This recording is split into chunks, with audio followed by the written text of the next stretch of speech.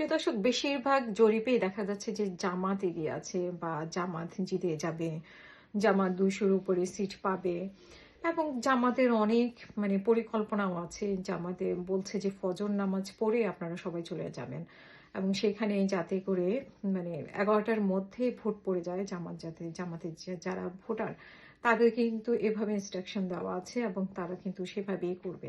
11টার মধ্যে জামাতে যা ভোট পড়ে যাবে এবং এর পরে আসলে কি হবে নির্বাচন মাঠে, সেটা একটা যেমন চিন্তার বিষয়, তেমনি আবার হচ্ছে যে প্রশাসনের মধ্যে আসলে বিভিন্ন ভাগ আছে। কেউ বিএনপির পক্ষে কাজ করছে, কেউ হচ্ছে যে জামাতের পক্ষে কাজ করছে। যতই বলা হোক না কেন প্রশাসন নিরপেক্ষ, আসলে প্রশাসন নিরপেক্ষভাবে কাজ করছে না। ইভেন সরকারের মধ্যেও শোনা যাচ্ছে যে দুই ভাগে কাজ করছে, একটা হচ্ছে যে জামাতের জন্য আর একটা হচ্ছে যে বিএনপির জন্য।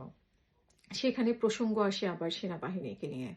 তো সব প্রসঙ্গ রেখে নির্বাচন আসলে জনগণের হাতে কতটুকু আছে, জনগণের ভোট দেওয়ার অধিকার কতটুকু রক্ষা পাবে, সেটাই হচ্ছে দেখার বিষয়। এবং সেখানে যারা নির্বাচনের দায়িত্বে থাকবেন, প্রিজাইডিং অফিসার থেকে শুরু করে আরো যারা থাকবেন সেখানে, তারা কতটা সৎভাবে কাজ করবে সেটার উপর, যেটা আমাদের বাংলাদেশে আসলে কখনোই আমরা আশা করতে পারি না। বিগত বছরগুলোতে যদি আমরা দেখে থাকি তাহলে এখানে দেখা যায় যে ভোটের মাঠে ভোটের কেন্দ্রগুলো থেকেই আসলে কারচুপিটা শুরু হয় এবং যে ভোটের বাক্স চুরি ঘটনা, তারপরে সিল মারা, এই জিনিসগুলো একেবারে কমন। এই জিনিসগুলো এইবার সেটা রক্ষা হবে কিনা, এবার আসলে একটা হাড্ডাহাড্ডি পজিশনের লড়াই। এই হাড্ডাহাড্ডি পজিশনে মানে কে এগিয়ে থাকবে এবং এটা একটা খুবই এক্সাইটিং একটা বিষয় যে এত বছর পরে একটা নির্বাচন হচ্ছে যেখানে জামাত এবং বিএনপি, এটা হয়তো আমরা কয়েক বছর আগেও 2 বছর আগেও হয়তো আমরা কল্পনা করতে পারিনি যে একটা নির্বাচন হবে, আওয়ামী লীগ থাকবে না, জামাত বিএনপি মুখোমুখি অবস্থান এবং বেশ ভালো অবস্থানে জামাত একটু একটু করে কিন্তু অনেক ভালো অবস্থানে চলে এসেছে, যেটা 5ই আগস্টে হয়তো আমরা চিন্তা করি নাই, কিন্তু এখন আমরা দেখতে পাচ্ছি যে একটা মুখোমুখি পর্যায়ে আছে। 5ই আগস্টের সময় হয়তো জামাতের অবস্থান অনেক নিচে ছিল, কিন্তু ভোটের দিক থেকে আগের হিসাব অনুযায়ী সবাই বলে যে আগের হিসাব অনুযায়ী জামাতের আসলে অল্প কয়টাই সিট, কিন্তু এখন আর সেটা বলার উপায় নেই। জামাতের সিট বেড়েছে, জামাতের পপুলারিটি বেড়েছে এবং জামাত সেই জায়গাটা আস্তে আস্তে করে তৈরি করেছে। তো যার জন্য মুখোমুখি অবস্থান, কিন্তু সবকিছু বাদ দিয়ে যাদের উপর নির্ভর করে ভোটের কেন্দ্রগুলো এবং ভোট গণনা, সেই জায়গাগুলোই কিন্তু আমাদের আসল। সেই জায়গাগুলোতে কতটা স্বচ্ছতার সাথে কাজ করতে পারবে, সেইখানে কি ধরনের মেকানিজম হবে, সেটার উপরেই কিন্তু আসল ঘটনা নির্ভর করছে। তারপরে হচ্ছে যে যেখানে নির্বাচন কমিশন থেকে রেজাল্টের কোনো পরিবর্তন হবে কিনা, সরকারের কোনো মানে হস্তক্ষেপের রেজাল্টের পরিবর্তন হবে কিনা।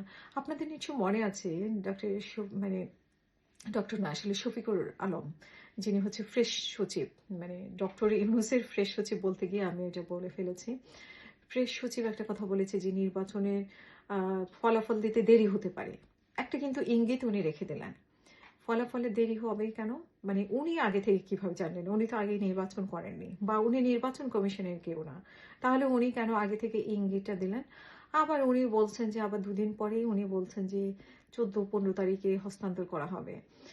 তো শপথ করানো হবে বা কিছু, তো 17-18 তারিখে হস্তান্তর করা হবে ক্ষমতা।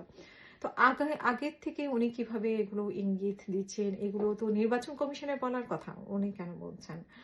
এগুলো কিন্তু আসলে একটা কিন্তু থেকে যায় এবং বলা যায় যে বিভিন্ন উপদেষ্টার, যেহেতু এখানে একজন উপদেষ্টা ছিলেন নাহিদ ইসলাম, তিনি আবার ভোটে দাঁড়িয়েছেন, তার আগে থেকেই ওনাকে আম, আশা করেছিলেন যে ডক্টর ইউনূসের সাথে ওনার সবসময় একটা কানেকশন, আমরা প্রায় উনি দেখা করতে যান, সেটা হয়তো সংবাদ মাধ্যমে আসে না কিন্তু আমাদের কাছে অনেক খবরই আসে।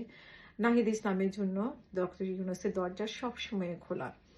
তো সেই নাহিদ ইসলামকে জিতে আনার জন্য, এনসিপিকে জিতে আনার জন্য ডক্টর ইউনূসের এক ধরনের পদক্ষেপ থাকবেই, এটা বলার অপেক্ষা রাখে না, কারণ উনি বলে ফেলেছেন যে এদেরকে মানে এদের হাতে দেশ তুলে দিতে হবে।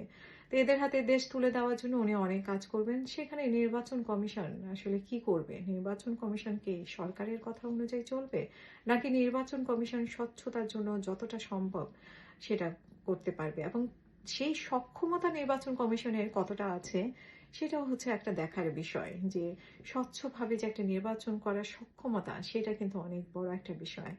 সেখানে আসলে অনেকগুলা প্রশ্ন থেকে যায়। সেই প্রশ্নের অবতারণ আমরা হয়তো বা পাবো 12 তারিখের পরে, 13 তারিখ, 14 তারিখে। কিন্তু বহু ঘটনা ঘটবে। এই যে এই 3-4 দিন বাকি আছে, বহু ঘটনা ঘটবে। সেসব ঘটনার জন্য প্রস্তুত থাকতে হবে। প্রতি মুহূর্তে মুহূর্তে ঘটনা ঘটবে। প্রিয় দর্শক, আমরা চাই না যে অপ্রীতিকর কোনো ঘটনা ঘটুক।